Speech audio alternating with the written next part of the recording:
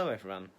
This is the video no one has asked for or no one was particularly waiting for, but I'm gonna try my best to explain what I know about my air rifle.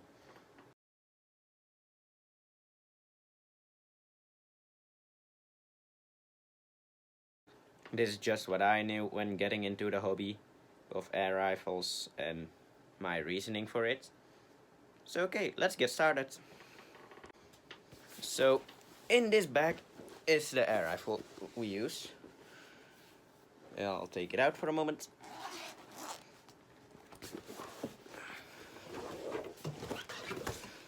This is it.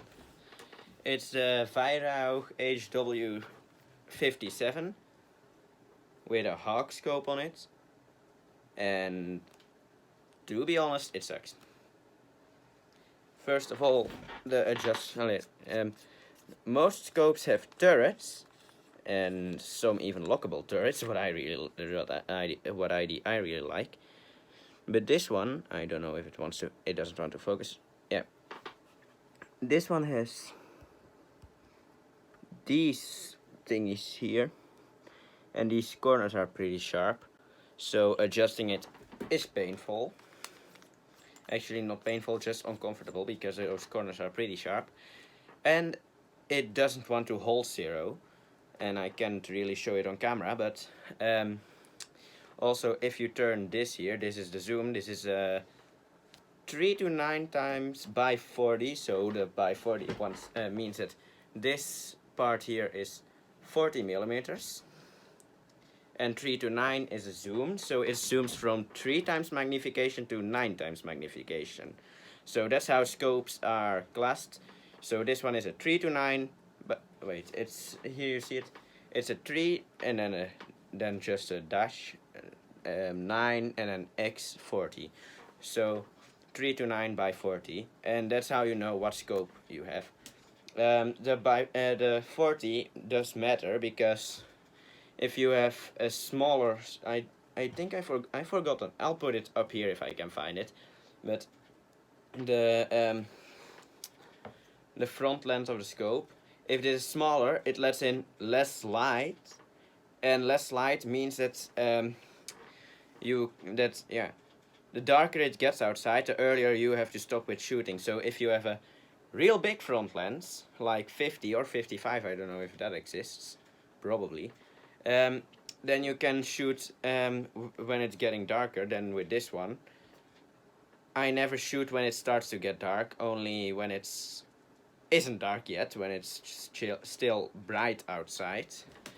But our shooting range also is about 25 meters. We shoot from an old, stupid fly, just get the out of here. We shoot from an old greenhouse that isn't in use anymore. The windows are out of there. It isn't completely plastic. It had glass windows, and some of them are out of there. So we just lean the air rifle on there and we point down range. And yes, I know. If you have air rifles, I think the basic rules of firearm safety counts too. This might not be a firearm because it uses air, but still it counts, because this is still dangerous. You have to be really responsible when owning one of these. So I did check satellite photos, and if we're shooting our shooting range, if we should miss, our bullet flies into kilometers and kilometers of fields, because here the next village is like 3 to 5 kilometers from here driving, and it's away from where we're shooting at. So the next village in a straight line, I think, is about at least 10 kilometers field, I guess. You have lots of fields here, so I checked it and I know. So, and I also know the basic rules of firearm safety. I used them on this rifle, not on my Nerf rifle. Even though that now I got into okay, the flies are really annoying the crap out of me. But now that I got into air rifles and started to paying extra attention to the basic rules of firearm safety, those are 4 main rules, I noticed that if I hold a Nerf gun, I also start, yeah, watching it there. Even though a Nerf gun isn't lethal. I'll put them all 6 up here so you can read through them all again if you want to. And if you don't want to, just ignore it. So, okay, let's talk a little more about this rifle. This is a spring rifle, so that means, yeah, the most popular rifles are PCPs, Pre-charged pneumatic. I'm not getting a stroke, don't panic. I just can't pronounce that word. Pneumatic? Pneumatic. Something like that. Pre-charged pneumatic. So those are air guns and those have a cylinder in them where air is stored. So you just take an air tank, a diver's tank, a compressor or a pump and you put air in there. Those most of the time have a magazine, and those airgun magazines are just round magazines where of .22 there are 10 pellets in there mostly, and 12 if you have .117. I think it's 117. This one is .22, so I don't really think of other calibers most of the time.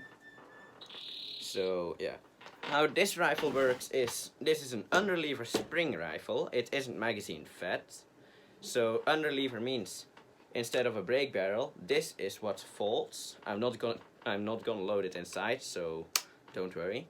So you pull this down, you pull this completely down here, and then this one pops up. Normally you should get it out like this, and then I can show you, I think. So this is it. Here you put your pellets in. It's not that you're supposed to take it out, but it's for maintenance that you can. So this pops up until right about here. You pop your pellet in, you push it down, and then it's loaded. So now it isn't loaded, you see? Not loaded. Don't do that, by the way. Treat the gun like it's loaded, like I just said. So it isn't loaded, but if you want to load it, just pull down this lever, put a pellet in. Don't dry fire, that isn't healthy. Because the spring pushes a piston forward. It's basically the same as a Nerf gun, because it's the same principle. Only this one is more dangerous. So then it releases a piston and it pushes air. But if here's a pellet, it gives more resistance. Air builds up in here and cushions the piston from slamming into the metal from the air cylinder. So it breaks. Yeah, it slows down and it doesn't slam in there too hard because the pellet gives resistance and blocks it, and that pushes the pellet out. But if there isn't a pellet in there, nothing stops the piston from hitting the cylinder itself, and that's bad for your gun. So with the Weihrauch, you have the safety here. If it isn't loaded, the safety is off always. So you push this button, and then the safety is off. You can see red, so it's armed, logically enough. But with the Weihrauch, if you load it, it automatically pops on safe. So you so then you have to push this. You see red, you can shoot. You can't undo the safety on this one. You can't. No possible way. If the safety is pushed off, you have to shoot so you have to be ready to shoot. Don't disengage the safety until you're ready to shoot. Just like don't put your finger on the trigger until you're ready to shoot. I found that out the hard way, because now we're getting into why we got into air rifle. And that is because we have a lot of poultry. We have chickens, we have ducks, we have guinea fowl, and we had a few times attack from a fox. And so to protect our guinea fowl, we bought an air rifle. This is the air rifle that we bought. Not too expensive, just a really good deal for a Weihrauch, because these aren't cheap rifles, Weihrauchs. And it has a reason, these are very good rifles. So to protect our poultry, we bought an air rifle, and first we borrowed it of our friend, and we went in our shed and have been there for a while in the night, waiting for the fox to come, because the day before the fox had come and it had left a few dead chickens. So we put a dead chicken out as bait and waited for the fox to come. It didn't come, so it still is around somewhere, and we always put our animals inside so the fox can't reach them. But having a fox around with poultry always is a risk, because other people we know had a fox literally break their roof and get into their animal's pen. Foxes are a big risk when you have poultry. So that's where we kind of made a little bit of a mistake, and also because this was a really good deal, it kind of both added up into a mistake, because spring rifles, it's not healthy to leave them loaded for a long time. It compresses the spring and the spring keeps its form. So it will stay, so it will become less powerful if you hold it loaded for too long. And you can't sit somewhere waiting for a fox to, when you see the fox, load it, because then it's away. It sees and hears movement, so it runs away. You can't load this rifle faster than the fox climbs over your fence again, so you'll never see the fox again. So that's why you need, so if you're waiting for a fox, you have poultry, you want an air rifle to protect them, and you want to wait for a fox, you best buy a pre-charged pneumatic, because you can leave them loaded all night, all day.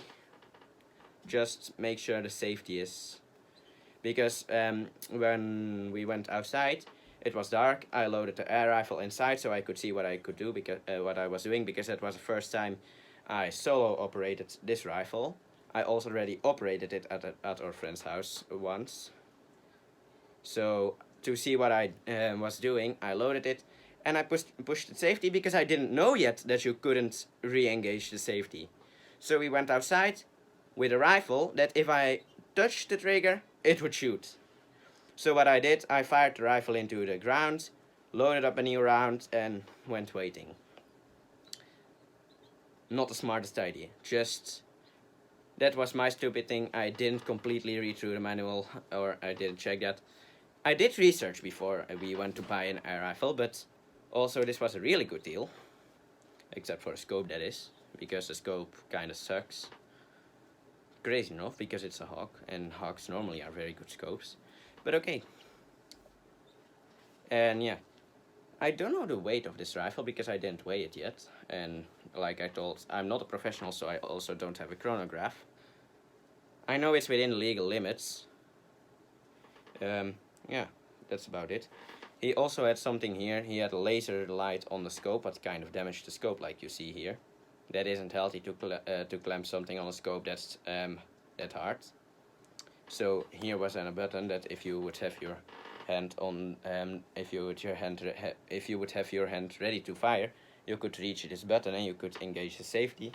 I have somewhere in here. This is what the laser was on. So the laser was clamped on one side and the scope on the other. I don't have a laser because he kept that himself. He didn't sell that with the rifle, but that he did.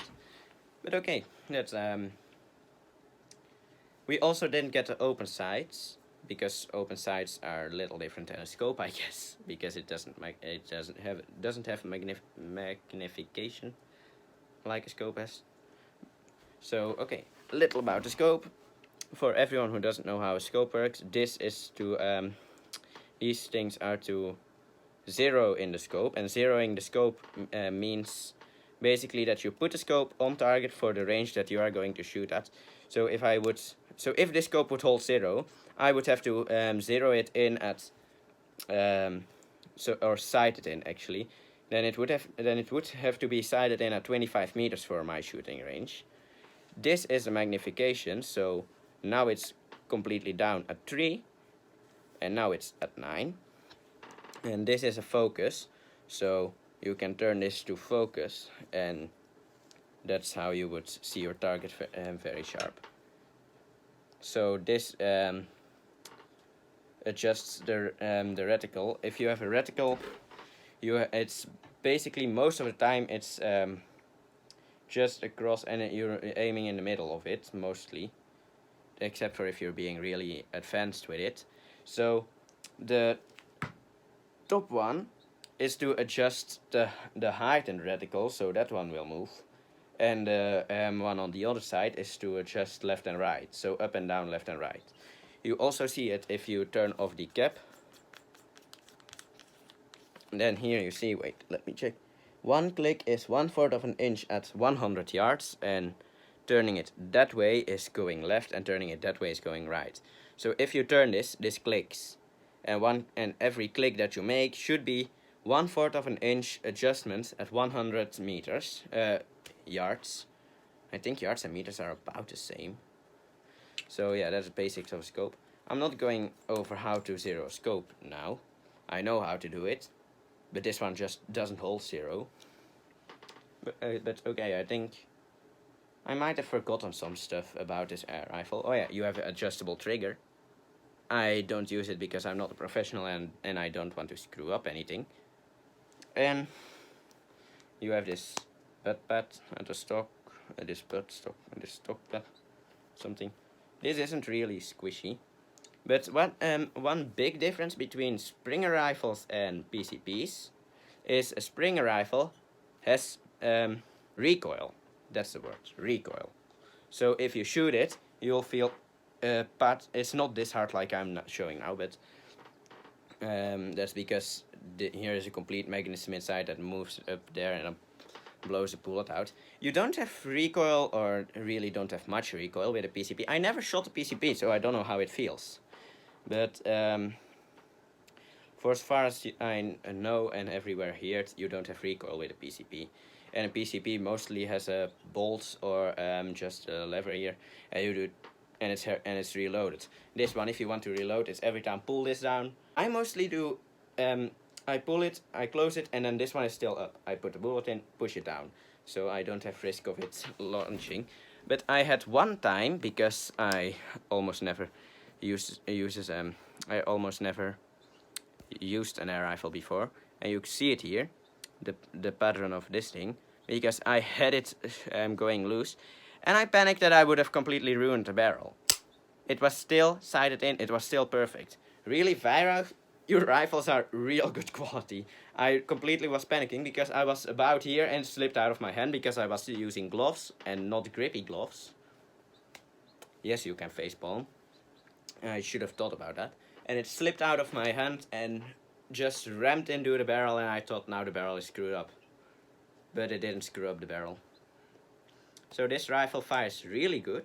I only have to look for another scope and sight the scope in. And it is a perfect rifle for just plinking like I do. I shoot paint cans, and every time we have an empty bottle, I just throw it here in a box and I fill it up with water when I'm going to shoot. And I shoot at the bottles because it's fun. You also can put a bike valve or a car valve in the cap of the bottle, and then pump it up, and if you shoot it, it's bang! It makes a loud bang, so that's also fun. But I don't have bike valves, so didn't do that yet. Planning to though.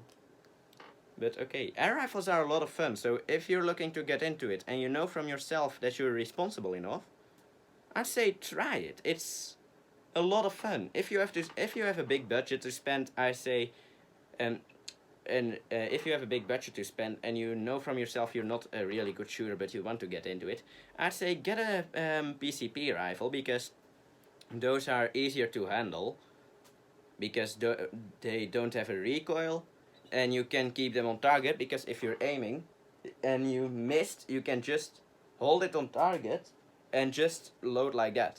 You reload it and you can fire again. This one you have to take it off target to reload. So if you're not the best shooter and you have a big budget, go for a PCP, because with PCPs there are extra costs coming, because you have to buy a pump or a compressor or a diving tank. But if you just like air rifles and you want one with recoil that you get a kick of it, or you just like Springers more, there are Springers with magazines, but you still have to take it off target, like the Umarex Synergis, I think it's pronounced. That one has a magazine. It looks like a nice rifle, but I have this one now. But okay, that's about the video then, I think. I'd say if you want to and you are responsible enough to own an air rifle, try it out. I will say, please check the laws on it before you buy one, because it can get you into trouble if you don't watch the laws. So okay. But for now, I'm going to say thank you for watching this video. This was a video about my air rifle, like you saw. And there probably is a lot that I forgot to tell you because I'm not a professional. So like I said at the beginning, don't take this video too serious. This is just my advice on it. And what do I know? I'm 16 and have an air rifle. So not that much. I know how to use it. But if you want to get into it, I also did it. Don't regret it though. No regrets. So thanks for watching the video. If you liked the video, please like. This was a very long video for what I post normally. Normally I post shorts or shorter videos. So if you want to see that, subscribe, push the bell icon. It will look like a bell with 2 lines as if it's ringing. And that means you get notifications when I post. And I hope to see you in my next video, probably a short or maybe just a short video. We'll see. Thanks for watching. If you made it to the end, really thank you, you're awesome. Because this was a pretty long video. I just see that only filming this part is 17 minutes. I will edit it, so it is probably a little shorter. But okay. Thanks for making it to the end. I hope you liked the video, and I hope to see you in the next one. Bye.